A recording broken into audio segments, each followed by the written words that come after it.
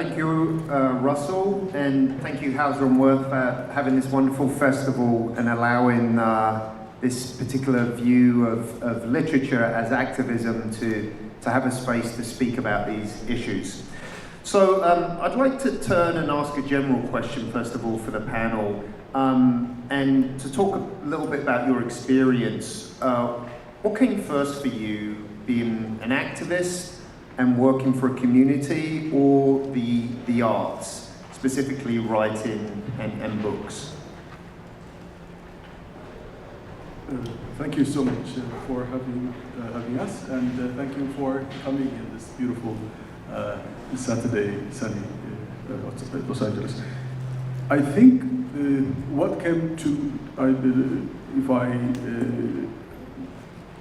be able to address it, what came to me was the confusion that the stories that I know to be true, the stories that I know of my own community, was not represented in the Los Angeles literary scene.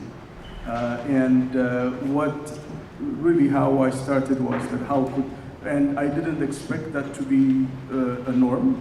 I expected it to be that the bookstores that I was going to didn't have the books. That's how I started. And realizing slowly that the mechanism, the industry, the knowledge production industry, especially we are in Los Angeles, this is where information about the world is created and perpetuated all over the world. And so imagine the people who are making the movies live in Los Angeles, most of them, and they don't get to read your story. So they don't include you in that story. So that's where it began. And as a journalist at that time in Los Angeles, my work, had the privilege to work with many of the Los Angeles journalists in my part in PEN USA, and I see some of my friends who worked with us strongly. So we try to be able to tell those stories. So trying to understand that narrative doesn't exist. And it didn't exist because there's a systematic problem. And that systematic problem didn't start yesterday. It has been there for a very long period of time. So those of us who are a part of that community had to break that cycle. So for me, it was a personal quest, but that slowly become from an activism. So what I have done personally is that I changed my activism, I institutionalized my activism. And that institutionalizing of activism created the press, and it created the vision, the goals, and now it's unfortunate to tell you this, but we are the only African publishing house anywhere in European, Asian, or continental American universities. Wow. So. Thank you. Yeah, and does that speak to others' experiences as well? Well, actually, does that work? Oh, there you go. Hello. Just want to again thank everyone for being here, and thank you to Hauser and Wirth and the LA Review of Books for putting this together. It's amazing to see everyone here. For me, I began writing at a young age, so being a poet, being a writer happened first. But the way I fell into activism was more an awareness of my family's story, my father's story. He was a veteran, and my grandfather was a veteran, and to hear stories my father would share about how disregarded my grandfather was, who was in Korea in World War II, and he died very young, in his 50s, that the system wasn't set up to help these vets. And my parents went through homelessness, and I was seeing all the homelessness of veterans that were on the, at the side of the freeways and everything. So it was when I was probably 19 or so, when I wanted to use my poetry as a means of telling their story, or seeking justice for them, spreading awareness about that injustice for, warriors or heroes, people that chose to serve or maybe were even drafted to serve, but nevertheless risked their lives, their sanity, their families, their everything is put on the line, and just to be thrown away like that. And I was young, I was naive, where I was still believing that, no, this can't be true, this pattern, maybe I'm just seeing it, or embellishing it, that, no, this can't be that our veterans are treated like this. And So I would just write about that and tell that story. But, you know, later, as I got more involved, and I joined different poetry communities like the Revolutionary Poets Brigade in Los Angeles, and I became part of 100,000 Poets for Change, which is a global movement since 2011.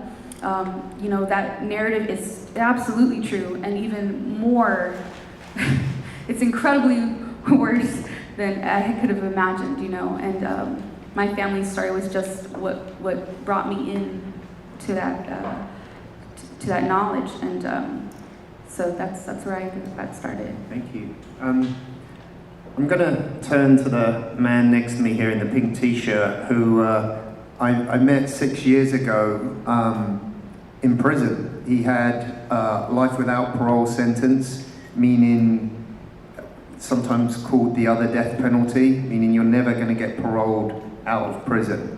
At that time, there was no hope of him sitting here before you. So it's not a minor miracle, a major miracle that he's here to speak on this panel. So within that context, someone that's been incarcerated for 28 years and has been out for less than a year, just a few months, working with Words Uncaged, what did books mean to you while you were in prison, and how did books actually end up leveraging your freedom in the end? First of all, thank you. This is the first time I drunk water out of a bottle. I had to ask Badhan, I said, what is this? He said, it's water. I said, oh, okay. Certain things that you might find so simple is kind of like difficult for us. We've been taken out of society for decades and placed in places that have proved to be quite inhumane. Once you're sentenced to die at an adolescence, and then you're made into a number, mine was H76464, and then you're made into a barcode. And so the one thing that I did hold on to was the pen. My father, in 1977, I was 7, him and my mother got divorced. Me and my father moved to the Crenshaw district, Leimert Park, the place where our brother Nipsey was murdered. That's where I grew up at half of my life. And my father was like real grassroots, you know, come up out of, you know, Jim Crow, Ohio, his family, or my grandfather's coming out of post-slavery Mississippi and Alabama, taking on human rights, civil rights, the Black Revolution in the 60s, and he ejaculated me out into the struggle, raised me up to God, and said that I was going to be some form of liberator of humanity, which is a great load to put upon a child in 1970. So it's one thing that we used to do is we used to go out into our communities, and whatever I felt and seen, he would have me write it down when I came back in. So this is a 7-year-old young person learning the power of penmanship, learning the power of controlling our narrative, learning the power of flipping narratives if we see that it's not truthful or being misrepresented. So in 1991, when a certain narrative called the super predator narrative was labeled and branded upon me, they said I was incorrigible and sentenced me to death as they said, a young adult. And they said it was an atavistic gene, which means I didn't even know what atavism was. It says it was a criminal gene that made me and those like me prone to violence, so only death and long incarceration was the remedy. And what I noticed, it was two things in prison, to get straight to Badhan's question. Most of the men that I met, and I've met thousands, for one, they didn't have a father who loved them. They didn't have a father who loved them and told them and hugged them, and that's what I did have. I had a father who would kiss me on each cheek and the forehead in our absence, and he would invest in me, and he would tell me that I was great and I was wonderful and I would be something. So I took that behind the walls. And another thing was penmanship. Most men that I met had a 2nd, 3rd, 4th grade education. So they didn't take much, weight in writing.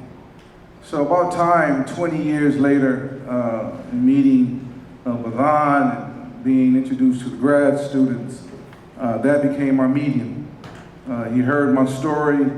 He heard the many days of feeding the homeless. My last circles with veterans. I'm talking about veterans going back to Vietnam, still sitting in prison, coming straight out of the war scene into a society that I welcomed them, and now they've been in prison since I was a child, literally, languishing, women, many. So Don and many others said, you have a voice, you have a light, we have to create a platform for that to take place, and this is where Words Uncaged was created. My means of escape was writing. My means of escape was writing, to the point that our book was placed in the hands of Oprah Winfrey and the likes. It was placed in the hands of the our honorable governor, who commuted my sentence from a death sentence based on us writing our narrative, writing the true narrative. So to answer the question, writing was everything. Writing was my means of escape. So if you see me out there at that table, tears in my eyes behind these books, there was no other medium for us to express ourselves. You know, we were strategically disconnected from you. And through our words, that's why the company is called, the organization, Words Uncaged.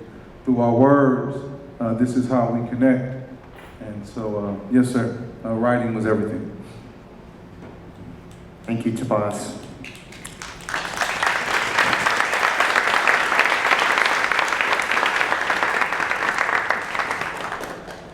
Dawn, I'd like to turn to you and ask you a question. So maybe building upon what Tobias said, how do you see the Feminist Library on Wheels as not only a way to connect communities through books, but a way to galvanize and energize communities through books? And how does the decision to be mobile help you or galvanize that effort? Thank you, and thank you to all of you, not just the audience, but my fellow panelists. Thank you very much.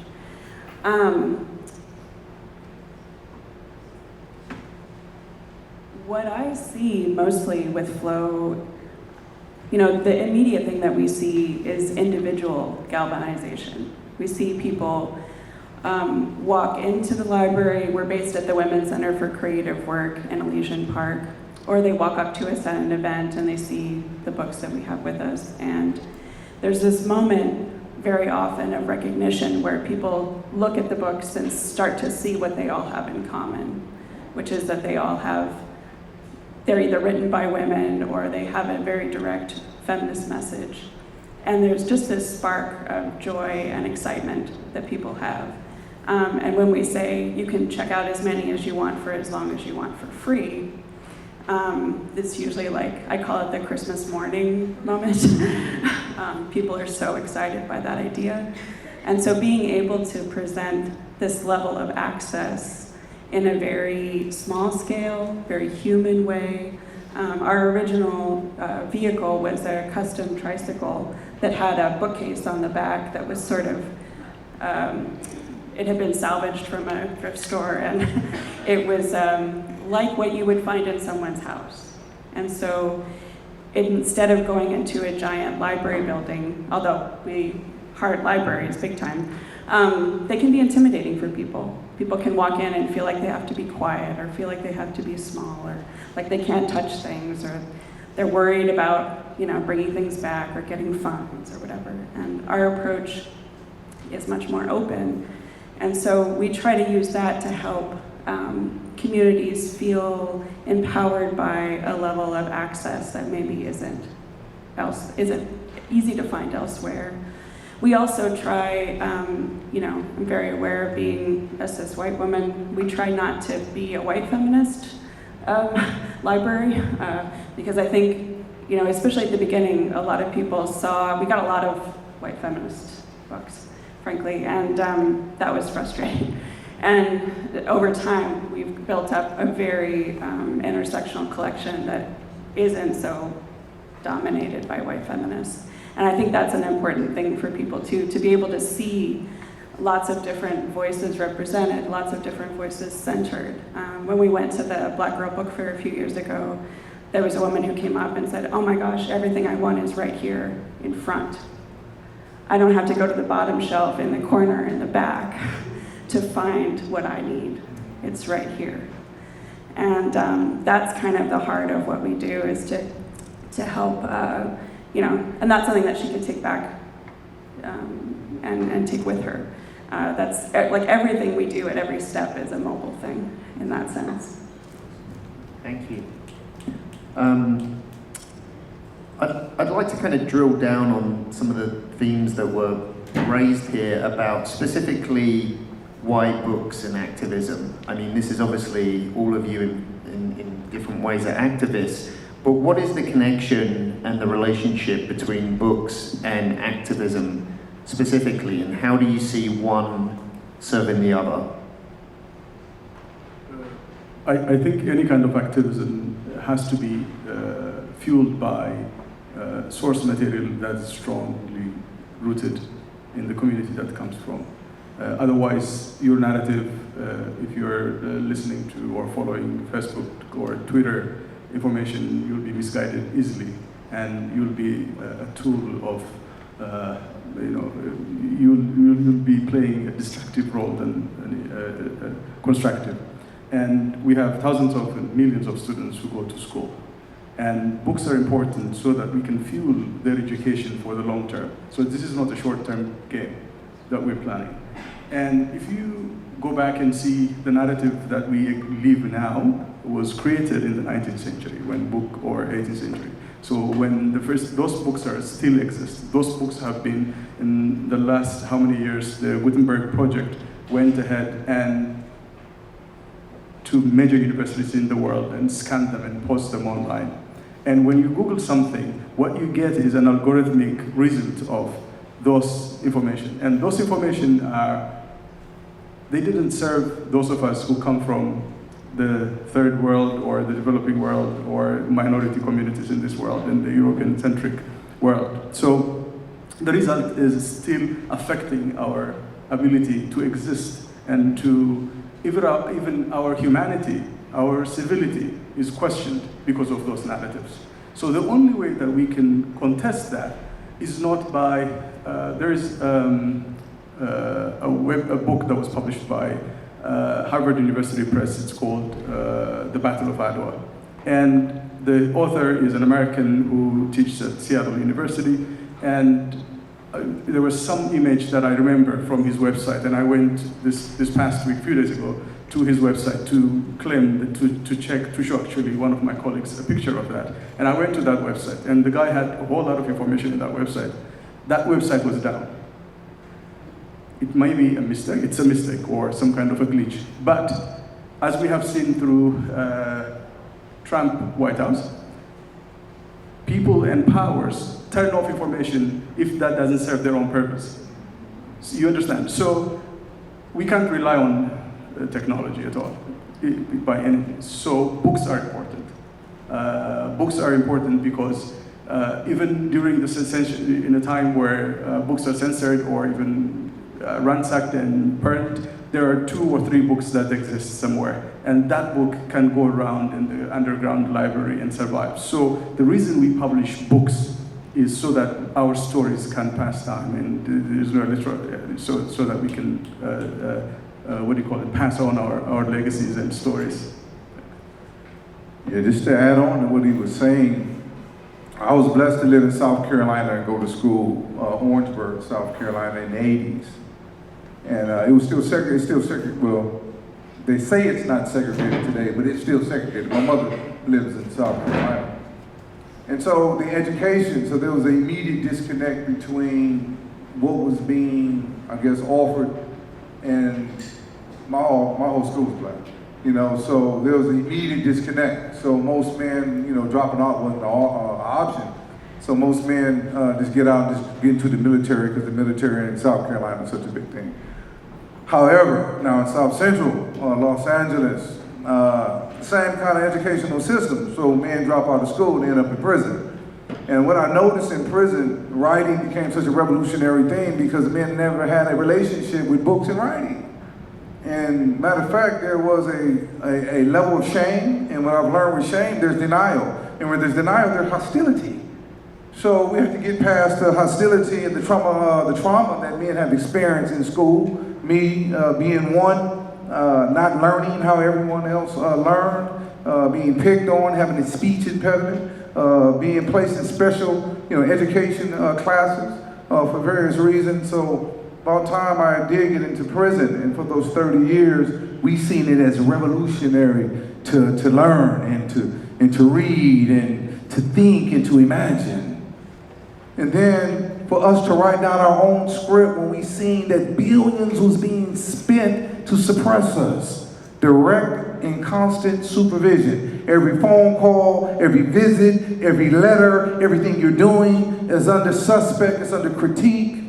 So about time I received, to go to Lancaster when I met Professor Roy and the law students, when he said that you have an English professor, and a whole apparatus dedicated for you expressing yourself through writing. I've come to believe that the human voice is the heart is the most powerful thing in the universe, and the tongue is its interpreter. So once our hearts turned to love and light and truth, and we were never afraid to speak, and that was another thing in court. 1991, I couldn't speak because me and my co-defendants didn't have a severance. So my co-defendants went to death row. So they silenced me. So I told myself if I ever had a chance to speak in my voice. And now Roy said, yeah, they can't shut you up. I said, yes, of course not. I've been in prison 30 years. I'm going to speak every chance I get. Russell said, yeah, you and Roy share a mic? I said, of course not. Give me my own microphone. I'm not going to share the mic no longer. But it's revolutionary for men and women to have the ability to produce our stories. And not only to produce them, we make our own books by hand. Come on. By hand. The same hand that was misinformed, saying we was disconnected, so we harmed, now we're connected. And I'm sitting here drinking bottled water.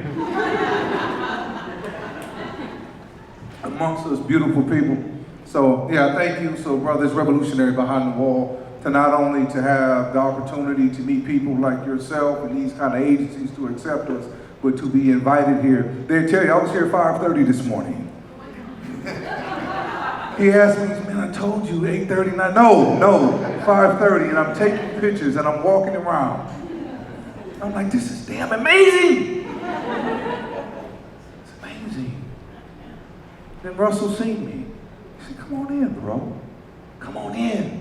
Now what the hell are you doing here? No, you're not welcome in this space. So everyone who comes at our table, it's the same response. I don't care if you buy nothing or not. You came and you looked and you considered us. So let me give up the mic for my finals. But thank you. Writing is everything.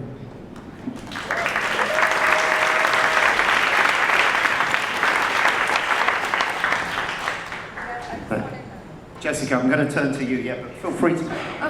I just wanted to mention, our voice is powerful. We all have that power, vocal empowerment, and once it's turned on, there's no stopping us. There's no stopping any of us because we have our own mind, our own ideas, our own stories, our own experiences, and to record that, to put it to paper, to share it is very powerful because we all share human experience. We're alive at this time and space, and chances are we're all experiencing much of the same things. So by writing it down,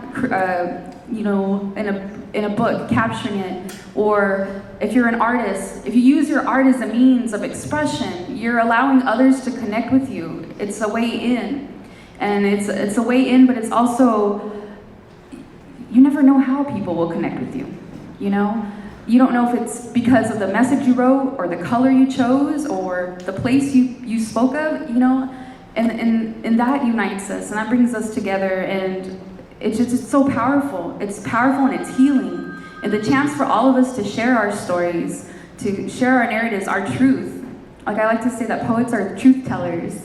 you know? And a lot of people, they don't want to hear it out there. They want to censor you. They want to call fake news, which is just yeah, I still can't believe that people fall for that. It's just saying like the sky isn't blue and like there's no ocean and like that's sand over there. That's not water. I mean, that's what this clown here with the crazy hair is trying to like make everyone believe that they have no sense. So once we all tap into our own power, our vocal empowerment, you know, the wool can't be pulled over anyone's eyes. We all have that power.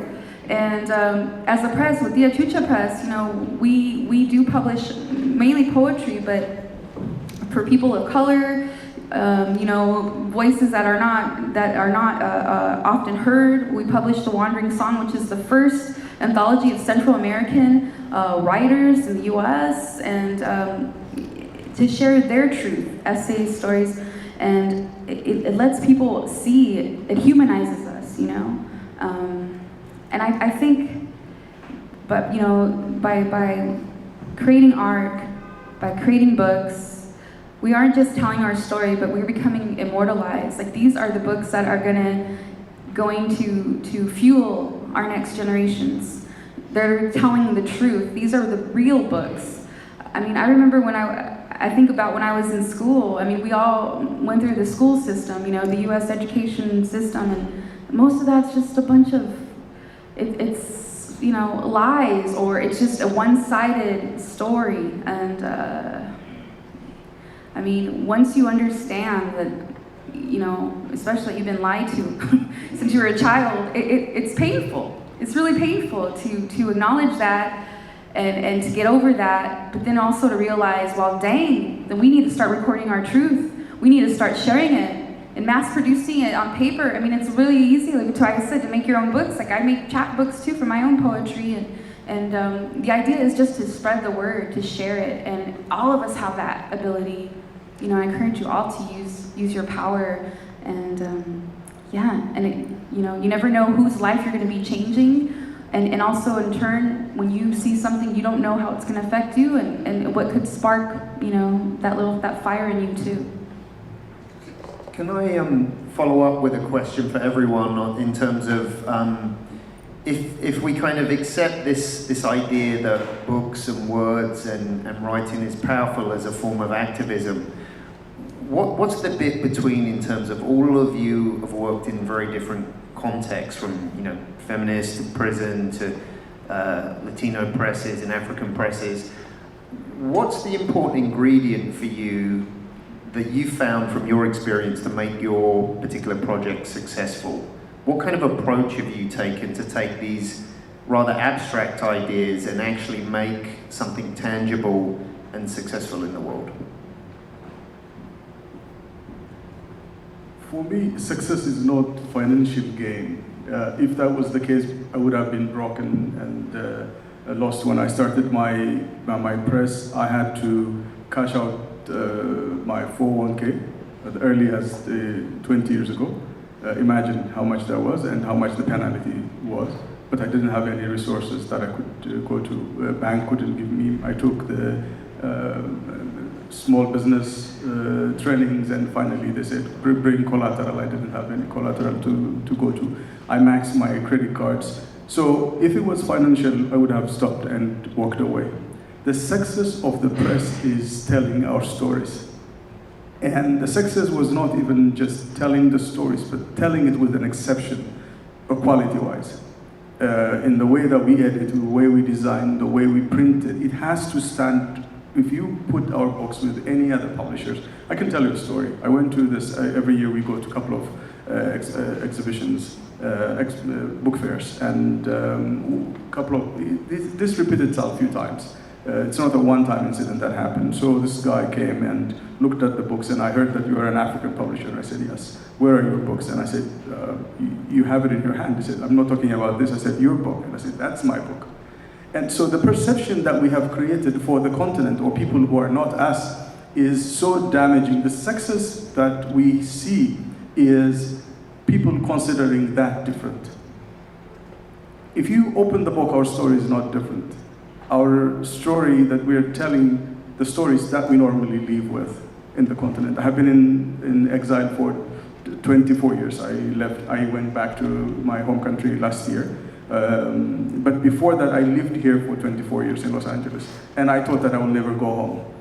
To a point where it became, some of the places I remember in Ethiopia was like some kind of a dream, some things that I created, something if I go to, in some places I see beautiful mountains and I feel that, oh, this looks like my home. But is it the construction of my own identity or is it really true? Imagine, this is in my lifetime that happened to me.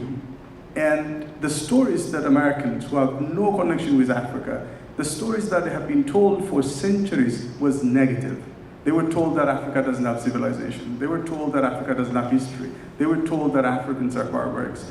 And all that was printed in books. They were educationally, pushed in universities and textbooks and anthropological output and national geographies and all those things. How can we expect that to change if I don't personally make sure that I publish books to show you that the stories you have heard is wrong, but these are the true stories. And so that my success is seeing my books in somebody's library. My success is seeing that the books that we publish, the stories that we document, the journals, the academic discourses that we publish are being quoted by another scholar. So books create books. And those books create films and documentaries and comic books and whatever you call it. Everything starts from that book. So the success of our press and our work is the reputation of those stories. So we make sure that what we do will stand the test of time. And for that we kill ourselves, we lose money, we lose our time, so that to be able to do that strong work. And believe me, it's not anything else that brought me to a university. To be the only African publisher in an American university, I don't literally sleep because I have to make sure that not only my integrity, but I have to protect the university's integrity who trusted me to that place. So the success of TSEHAI, the success of the African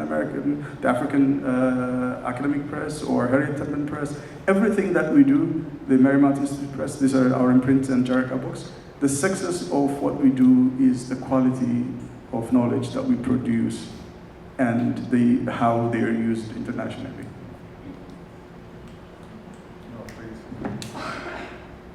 I can speak to this question a little bit because feminism is kind of classically something people have a hard time with. Even people who feel like they don't have a hard time with it sometimes have a hard time with it. Because it's always changing and, people have so many different kinds of investments in it and it comes from so many different kinds of experiences and kinds of places. And all of the books in our library are donated. So that means that there's a crowdsourced definition of what feminism is. All the people who donate books to us decide that. They've decided this belongs in a feminist library. Every now and then, we adjust that assessment. Sometimes we get things that we sort of think, maybe not. But for the most part, people are right. And we provide people with, we have a section on science, we have a section on poetry, we have graphic novels, we have kids' books, we have art books, we have books on DIY, books on food.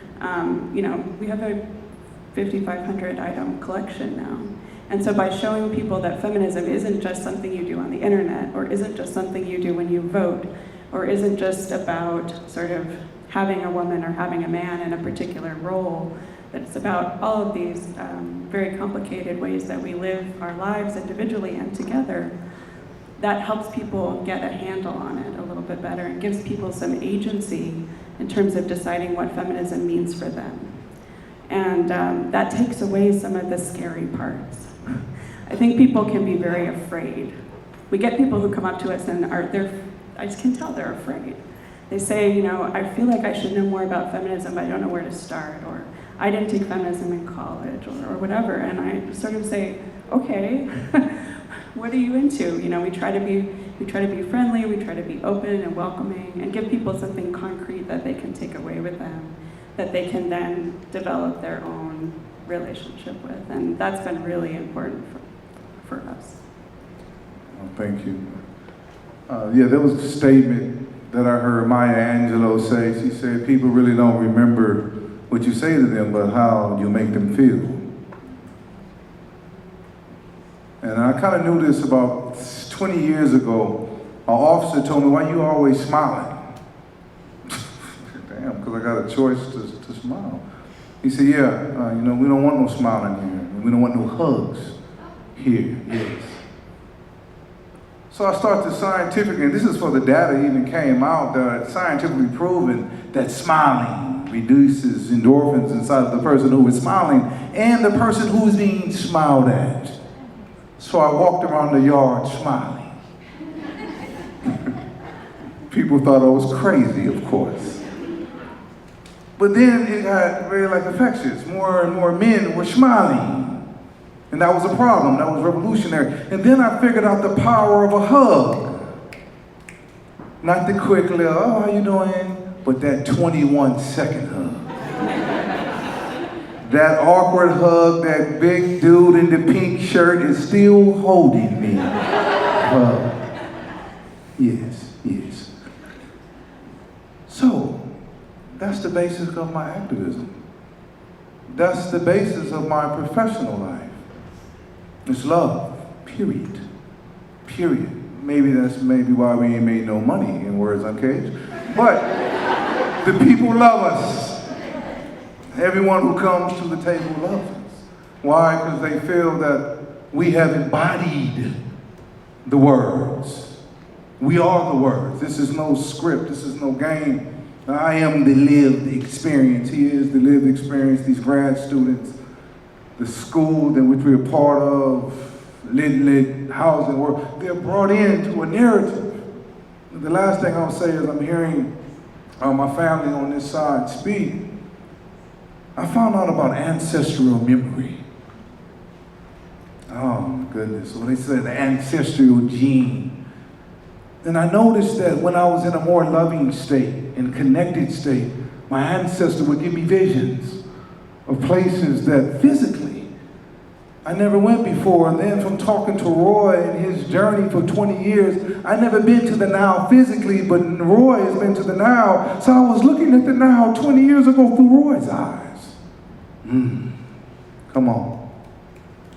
Come on. Our hearts are not connected by time and space.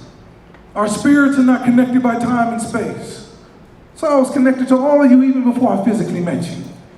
So when I see you, I already know you. So I'm responding to you like, man, we've been the best of friends. Well, to answer his questions, my activism as well as my professional life is based in the premise of love. And I'm learning how to form that in a way that it can be lucrative. Thank you.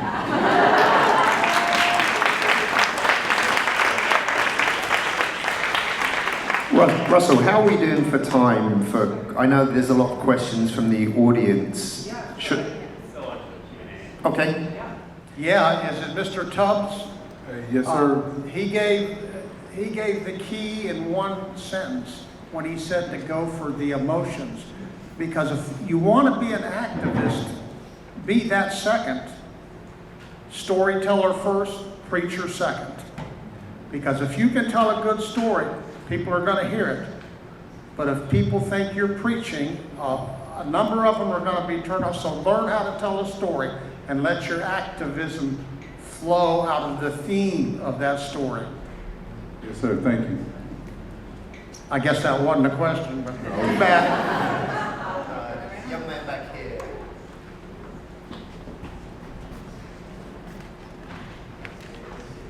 Hi, thank you all for all your comments. I was wondering what you all saw as the role of K-12 education in empowering, especially youths as they're coming up through the education system in a transformative way to use their words as activism.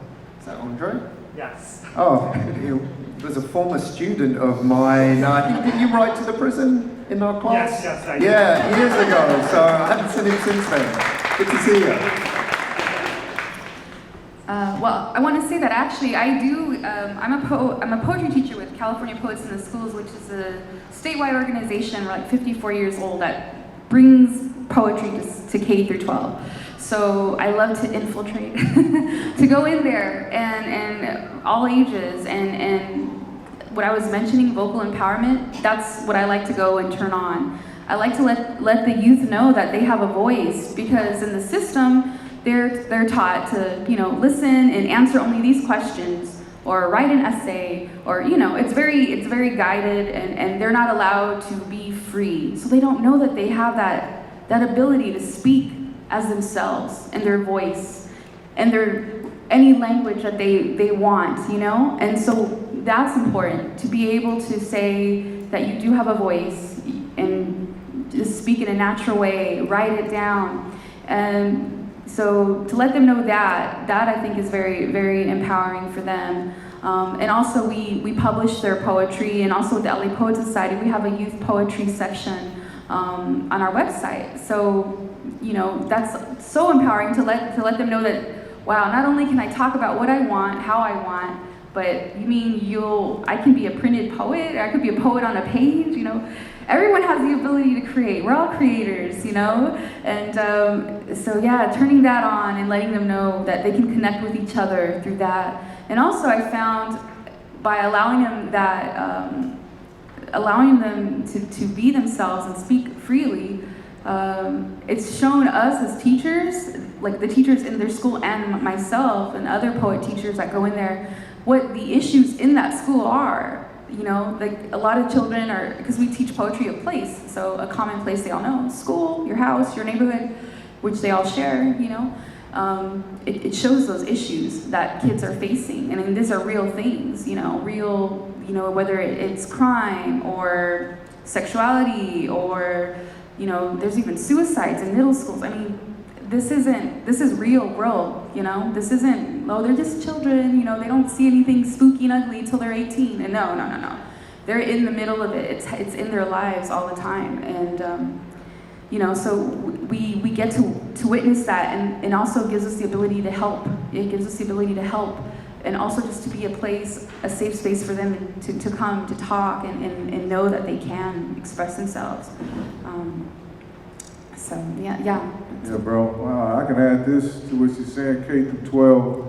I believe what is very important, and I believe I had a discussion with a grad student about the word education itself, or educe. It means to draw forth. It has nothing to do with putting nothing in. And once we understand that education is the process of drawing what's already within our children, and when she said we create the safe spaces, and that's what is needed right now. And I believe that we come here, children just don't pop off from a sexual act. We're more than just our physical bodies. So I do believe once a lot of these pains and traumas and childhood madness, a lot of our children live in very difficult circumstances. So when you come to class or school, you're coming in a hyper-aroused, a hyper-vigilant state. And that shuts off, your prefrontal lobe is not even formed enough to even take on this stuff. So it comes back to just coming from a position of love and putting our babies and children in a situation that they can be creative. And I think the sister kind of like chimed into that. So this gentleman here was first, and then this gentleman, and this one here, and then this young lady. Mr. Tubbs, as someone who was involved in the criminal justice system myself for a number of years, I'll make a statement first and ask a question, if I might. The statement was that those who become prosecutors should not be simply concerned by putting dangerous people in prison. Mistakes are made. I'm glad to see that you're out, because you're a very powerful advocate, speaker, and you connect with people. And that's really meaningful. The question that I have for you, you indicated you met thousands of prisoners. I often preach that the key to keeping a safe community is not putting people in prison, but keeping them in school. So my question is, of those thousands of people, do you have an educated guess how many of them graduated from high school? First of all, thank you for recognizing any good in me. Decades pointing out a mistake or an error I made. For 30 years, they try to keep us to that one moment, so you seeing past that moment, we appreciate it. I just used it last, Governor Brown, he put inside my commutation packet that I personally mentored 4,000 men in the last year before I was released. Within those 4,000 men, only 90%, 10% had fathers. I'm just gonna start there. 10% had fathers off the top, so that's the first problem. And graduate from school, 99% had a 5th grade education. And so they dropped out of school, you know, so most was having GEDs or placed in the situation that you're not going to get certain kind of programs unless you get a GED. So it wasn't that they really had the will or they wanted to get an education. It was kind of forced into the situation. So to answer your question directly, 2 things. Out of those 4,000, the men did not have fathers, for one, which is problematic within themselves. And number 2, out of those men, 99% did not have a high school education or any positive K through 12 experience.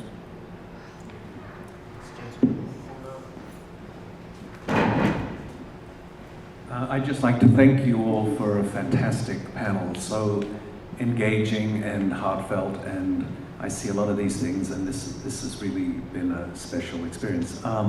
As a writer of fiction, I get to write my story or stories in the most perhaps woke way. I don't get to write your stories, but when we combine words and activism, I'm wondering if each of you or any of you could just give the audience or us a sense of what you would like to see us as individuals do in our desire to be active in communities when we come from a different experience. Can I respond to that one actually?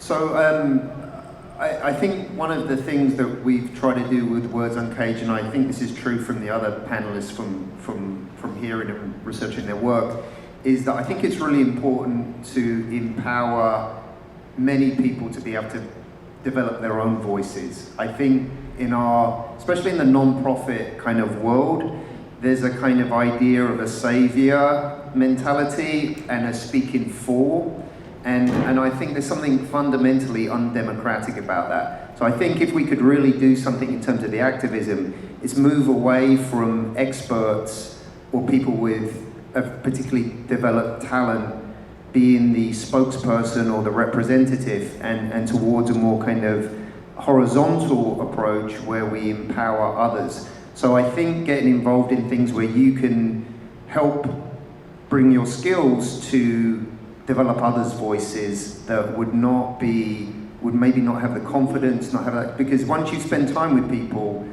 can develop their own voices beautifully, and that's what we need, a more of a kind of choral sound rather than just some, soloist representing everyone else.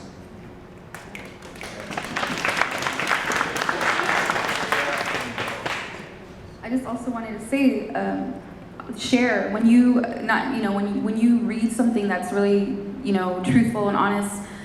Feel free to share that piece, tag it online or share it with a friend, or get it into the hands of more people so that those real stories are out there. And that's a very powerful form of activism. Also, is just to keep spreading the message. I'm gonna say this real quickly. Since homelessness, we was blessed to get an office a couple blocks from here. On one side of the office is billionaires rising big buildings. On the other side, they're pushing this homeless people just more wherever way that is. So this is something I'm doing. I'm seeking to find homeless people who can speak for themselves. Lived experience, bro. If you want to know what's going on with incarcerated people, find organizations that are dealing with incarcerated people so we can speak from our own lived experience. No problem will never be handled outside of it. You have to go in. The whole thing is, like Bavana said, creating systems and apparatuses which are allowing people to create their voices. Whether it's homelessness, whether it's in any community, that there's an epidemic or a problem, and allowing those people to speak, and you all forcing our governmental agencies to take these people or us seriously. So that's my advice.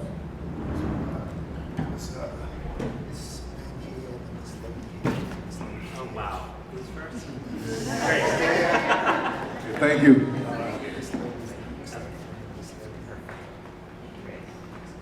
First of all, I want to thank the panelists for sharing your priceless wisdom with us. I have a question for Mr. Elias Wandemu. I'm a proud member of the same community he comes from, and we can't be more prouder for all the accomplishments that he's done so far, representing the African press and also the Ethiopian community.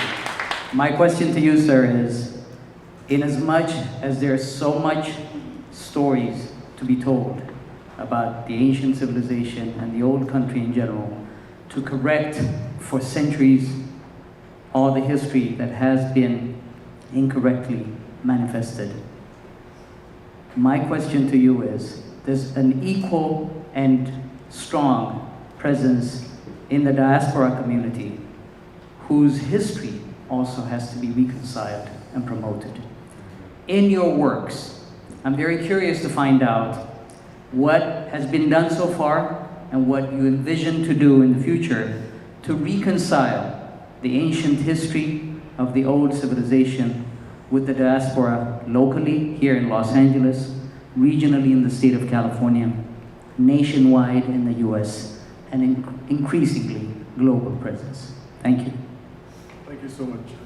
Thank you so much for your kind words. For any one company, for any generation, it's a task. It's an daunting task. It's very difficult. But at the same time, what we can do is create the tools. We participate in educational programs, and one of the things that we're trying to do is teach the next generation. And since we are in a university, one of our main tasks is educating the next generation of editors, publishers, not only the technical aspect of publishing, but also the different communities we worked on.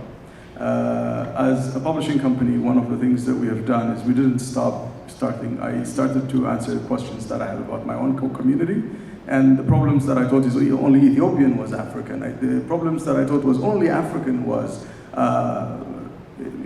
poor people in America. The things that I thought that only poor people in America, or also sometimes you can see it global in a way.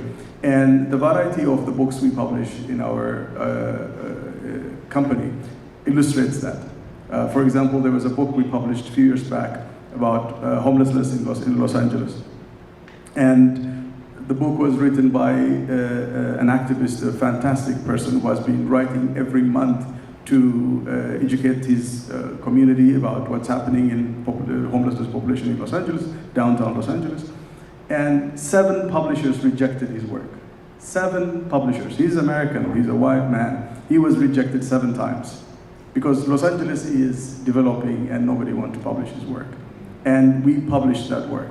And when we published that work, many people told us that, you're not going to even to return your investment on it, let alone to make money.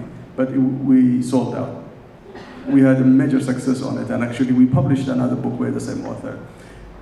The reason we did that was that Los Angeles is my home. I live here, and my colleagues live here, my friends are here. This is a new community, my community. And yes, gentrification is kicking out homelessness in Los Angeles, and we may not even see this in the future. But at the same time, what we have done is we documented that for history. That narrative is documented. And so we try to do that in every imprint that we have. So the most important thing is that, yes, we publish a book and books, but through that, in the work of creating that craft, what we do is that educate the next generation of people who will continue the work that we have done. Hi. Can you hear me? Okay. I'm Kayla. So this question is for Tobias. So a bit of context. I'm incubating the Minority Youth Writers Lab, a nonprofit with LARB right now, the Publishing Workshop, which is going on right now. And I talked to you, Elias, a couple days ago. So it's literally going to be like a free MFA class in Binghamton that I'll sort of start in the fall, and then I'll do in Los Angeles in fall 2020. But the kids will do 1 creative writing sample to 2, a resume, CV, a college admissions letter, and then a letter of rec for myself. Hopefully package them off to like NYU, Cornell, Binghamton, and then here, I guess, UCLA, Riverside, and whatnot.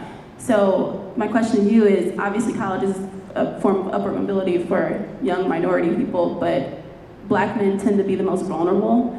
Do you have any advice that I could pass on to them?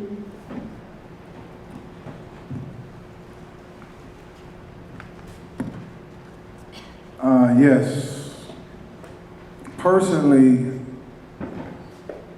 this is just my experience. I'm gonna speak solely from my experience. When Bazan offered me a chance to go to college at 46, I looked at it and said, okay, how much time would I spend in prison, then how much time I actually believe I'm gonna be on the street going to college. Personally for me, I told him, hell no. I said, I've been in college 30 years, it was called prison. I plan on doing other things in my life. But the BA program, the AA program, I personally was behind 1, 2, 3, 4, 5, 6, 7, 8, 9 young men on my yard, and I beckoned them, I pressed them, forced them to go to school. You know, so even for myself, I know the importance, although there's other things I wanted to do in my life. But to show you how miraculous it is, the same kind of skills and talents in which we need or we're seeking to produce in people from college, life gave them to me. And this man entrusted me over his class. I was out for less than 30 days. I'm sitting at Cal State University, connecting with students that wasn't even born when I came to school, or when I came to prison school. So what I'm telling you is, yes, we fight, we seek to make, the pathway for our youth to get to school, but we encourage the artistic brothers and sisters who might not take that route. And you can use me as an example. If I don't tell people that I'm previously incarcerated, they think I'm him, I'm professor. You know, I said, no, the professor's the prisoner and the prisoner's the professor. I tell you that all the time, right? So it's just really, once again, loving on people, caring on people, putting them in the best situation to make their best self come forward. And now I have a team of grad students that are here. They're like, yeah, Tobias, what we learned in school, we'll give you that. Because what you have, we just can't learn. So that's what I give you. You see children with special talents and gifts, find apparatuses and systems and folks to invest in that. You feel me? And then those who go to school, create those collaborations. Like my boy LeBron. Psychic. So that's what I have for that question, that answer. And thank you. Thank you. I'm really learning a lot from this panel, and I really like the title where it says activism in words. But I've also started thinking about activism in actions, because for me, one of the things that we talked about a little bit earlier is, how do people come to activism, and why and how can we incorporate activism in our lives, right? So that was a question they asked the panel. And so one of the things that I want to think about, and that's been percolating for me of late, is the whole issue of equality and justice and freedom, and who deserves what in our society. And what do you want for yourself in our society? Now, everything that you want for yourself for your life, that's what you need to advocate for other people to have in their lives. Right now, I'm thinking about the fact that the majority of kids in K through 12, a lot of them are Latino, right? And when I'm looking at the fact that the majority of people who are in prisons, they can't read, so they're not literate. So the words may not necessarily get to them because they can't read that well, right? So who can read? Everybody in this room, right? So then that means that there's some work we have to do for people in prison. And more so, I've been thinking about the words of Bertolt Brecht. Remember when Bertolt Brecht said, first they came for the communists, but I wasn't one, so I didn't do anything, and then they came for the socialists, and I wasn't one, and then they came for the Jews, and I wasn't one. So right now we've talked about, women, 52% of the world's population. It's not okay when men oppress women. It's not okay when white people oppress people of color, right? And it's not okay that fascism is rising in our society, and it's not okay that little kids are in cages. It's one thing for adults to be in cages, but when we're sitting here as a society and we're tolerating kids being in cages and being separated from their parents, they don't have any words. Who has the words? Who has the words, and whose responsibility is it to fucking say something? Just saying.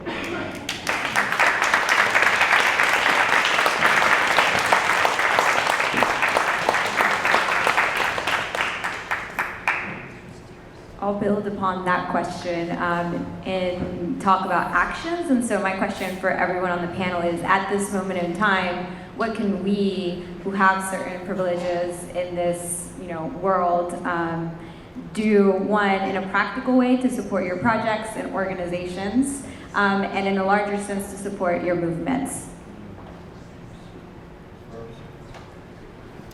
Well, so what you were saying, and then mixed with that, because the children in cages is something that is very, very personal to me, and I mean, all of us, the fact that this is happening in the country that says, hey, justice and freedom for all, and we're the, how is that being tolerated, and why are they still there, and why do we wait for a process to dictate good things to happen, That's when people need to unite and say, this is wrong, and to physically take action. And I was just on a radio program, Mexica Matrix, over in Boyle Heights, and I was talking with an activist named Cleban Ali. He's Dene, he's from Navajo Nation, and he's very, very present in a lot of movement right now. And I was telling him, because I want to do something more than just talk about it, I want to do something more. I want to open the gates and let those kids out, what can I do? What can I physically do? And the thing with my story is that my husband is at risk because he is undocumented. So, I can't be, for him, he says, I can't be that present at the gate. So I was asking Clee, and I was like, what else, what can I do? So for all of us, you don't necessarily have to be the one charging the fence. But there's so many components to what makes these places, the detention centers, work. The electricity, the social media, the partners that are involved, the people that work with them. There's all types of ways for us to take a component of that animal, of that oppressive animal and break it apart. Think of your car. If a little screw comes off your tire, your car, the whole car can't work, right? You gotta think that way. You can't, I know not all of us want to be like, oh, I'm gonna go storm the Bastille, right? But there are other ways that we can take action. And yes, speaking truth and publishing words of people that are in this situation, that maybe their families were deported, or their nephews were taken and put in a cage, and there's nothing that they can do about it because they're not the direct relative or something like that, that injustice. We can document their stories, we can interview them, we can put them on video or on social live feed or whatever we can do, right? So those actions definitely are welcome and needed, but it does take all of us. And what I like to tell everyone is that, people are good. The world is filled with more good people than anything else. And there are so many more of us, and there are those that are trying to oppress us.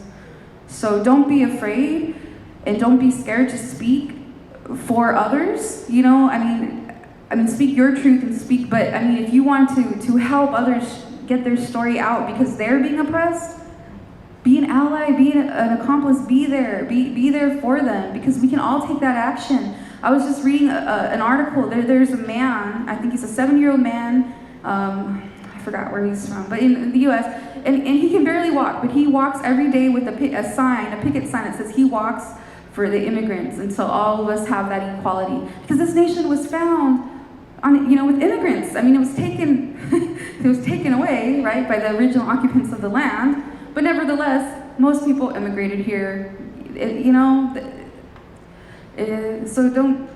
we all can fight the white nationalism, and we do anything you can to be the advocate for children. The children do not, there should be no reason that children are still in those cages. The other thing I will say in response to the both parts of those questions is I don't think we should see words as secondary or reflective or somehow not important. Because, to use your example from earlier, Donald Trump has been very effective about creating stories for others, whether it's giving nicknames to people he doesn't like or saying this group of people are criminals and blah, blah, blah. This is a way of creating a narrative that then leads to action. And so I think when you look at marginalized groups, be it children being detained on the border or people incarcerated, one of the things that often happens is if you wanted to just go and teach a class in a prison or in one of those detention centers, you wouldn't be allowed in. There's it's a very deliberate way of cutting off the voices of those that are marginalized.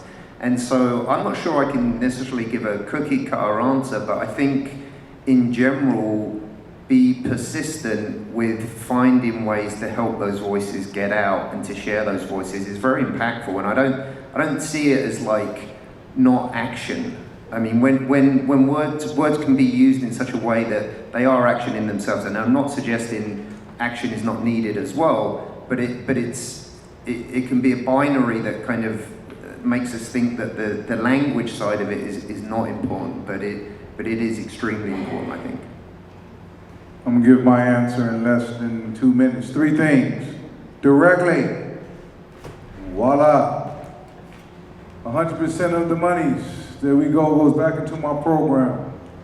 And I claim this program as my own because previously incarcerated people's voices are built upon, acted out upon, and given leverage by you supporting our program. It's not for a payroll or a check for Dr. Roy, the grad students, and no one else. And not too many organizations that deal with diversion, re-entry, pre-entry can say that. So that's the first thing you do. We have a table. Number 2, if you would like to go inside or behind the walls and meet men as myself or women as myself, come to our table, sign your email. Dr. Roy and our crew will help you do so. We've been put into very favorable situations with various institutions.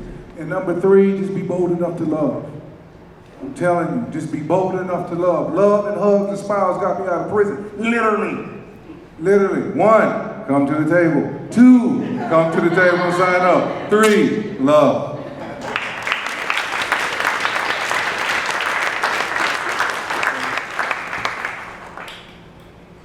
I think the best thing that happens to Los Angeles is that Los Angeles is the home of a very diverse community of people. You don't find this anywhere in the world, truly. I mean, there's just maybe a couple of places that you can find. I have been privileged enough to be a part of organizations and institutions that really embraced my diversity and my stories and helped to hand out to the world. And some of my friends are here who work for PEN and who fought day in and day out for the freedom of expression around the world. When a journalist is imprisoned in Nigeria or Ethiopia or anywhere in the world, these people come together, put their own money, they spend hours at the end talking about it and advocating, writing letters, and helped many of journalists who will never know their names. That happened in Los Angeles. I couldn't tell you how proud I am to be a part of that organization, PEN USA. If you're not a member, just register and be a part of it. LARB came out of one of our board members started LARB.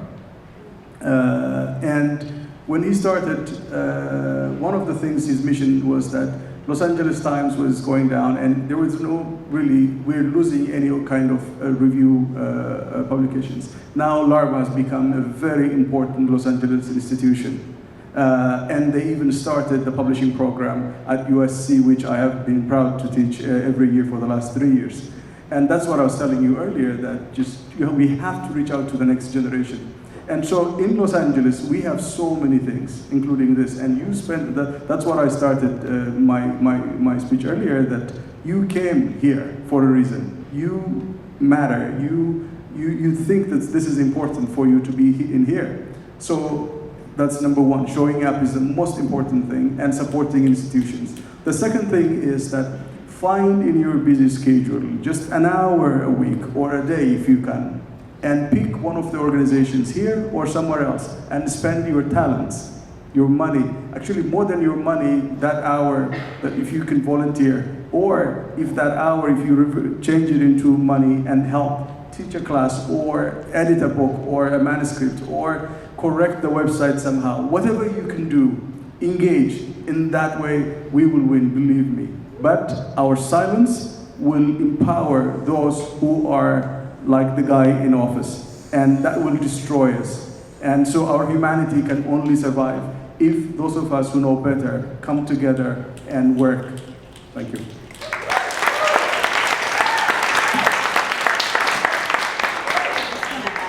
Thing to that, to your question about what we can do, and to say, to be creative, to stop thinking of activism as only something you do when you vote or when you give someone money. You know, and to echo what other people are saying about putting yourself on the line, and just getting outside this mindset that that political activism is in a very small range of our activities.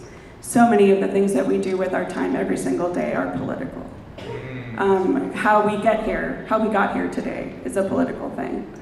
You know, I know there are people who came here in cars that cost more than I make in a year, right? That's a political thing. You know, to really force ourselves to get outside this frame of it's just about Donald Trump. We know that Donald Trump is the result of generations of horribly oppressive, bigoted, xenophobic behavior, right? That's been institutionalized in our education system, our prison system, our economy, our political system, right? So we have to get more brave and more courageous about naming all of those things wherever we see them all the time, and doing whatever it is that we can do to push back. And then the last thing I would say, again, just to echo other panelists, is if you are not a marginalized person, to listen to what marginalized people are saying about what they want, about making the world a better place. And to then support that, rather than just, putting on your savior cape and flying in and, doing what you think is important. We have to start thinking differently about what our priorities are and what our options are for creating change, I thought I was anti-racist until I realized that I didn't understand abolitionism. And then it was oh, shit, whoops. I missed something really important. And so we just have to really expand our understanding of not only what action is, but what oppression is and how it works, and because we're not going to build a more liberated world unless we can do those things. I think that's a wonderful note to end on, so I want to thank you all for coming, and I want to thank our wonderful panel for sharing.